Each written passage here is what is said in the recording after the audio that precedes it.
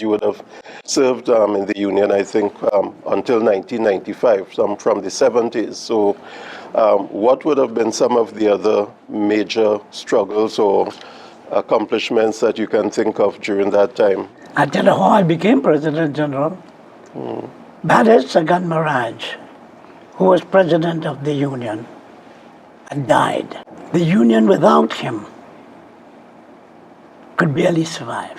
Oh, and the Union was very corrupt, incidentally, on the Basdeo's. He'd make deals with the company. They'd flip a coin to determine how much percentage they get and all kinds of foolishness. When I became President of the Union, that was the State of the Union. And the Union was being led by a guy by the name of 𝘾𝙊𝙈𝙄𝙕.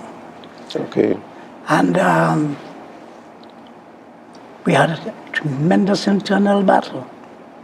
The battle was to create the Union into a fighting force. And so there were lots of internal conflict between myself and 𝘾𝙊𝙈𝙄𝙕 as to where the Union should go. And so I began leading a struggle within the Union to change the direction of the Union. The working conditions were terrible. Long days, long tasks in the sun, wind, rain, all sorts of things. And wages were the lowest paid in the entire country. And that struggle went on until we became a bargaining force. We bargained with the union, with the company. I began demanding 100% increase in order to bring the workers up to the level of the lowest paid in this society beside the workers. And we fought after the Bloody Tuesday March and all that sort of thing. We eventually got the 100%. So that was a first for the sugar industry, 100% increase in wages for the sugar workers. Oh yeah. The sugar workers used to be paid in a little brown envelope. Okay. That had a slit at the top. And they would be paid in various areas of the sugar industry, some of which were rather lonely areas. But the sugar worker understood only one thing, that money, they could smell money and see money and taste money. Money didn't exist otherwise than that. When we got the 100%, I told the company, I want you to pay them by check. And I never had so much trouble in my life. The company agreed to pay them by check. When they got wind of it, they descended upon me like a ton of bricks, because a check is not money. Money was that thing in the envelope. As far as they're concerned, I had betrayed them. I had a struggle now with the workers.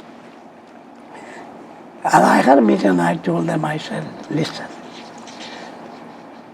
when this 100% is being paid, it will be about $10 million floating in an industry that covered a huge area, including Golden Grove.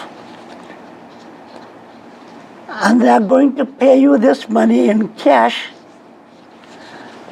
and you are going to leave these lonely places to go home. You think the bandits and robbers and all of that existing in the country wouldn't know that? Don't you think you will never reach home? And I began arguing with them. Yeah. Tremendous argument. And they agreed.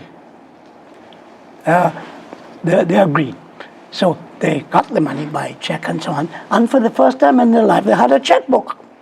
Never knew what a checkbook was, which had political consequences later on.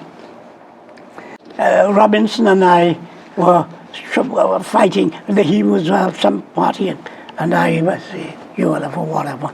And we were fighting And there was a meeting in Cuba, and he was there at the police station.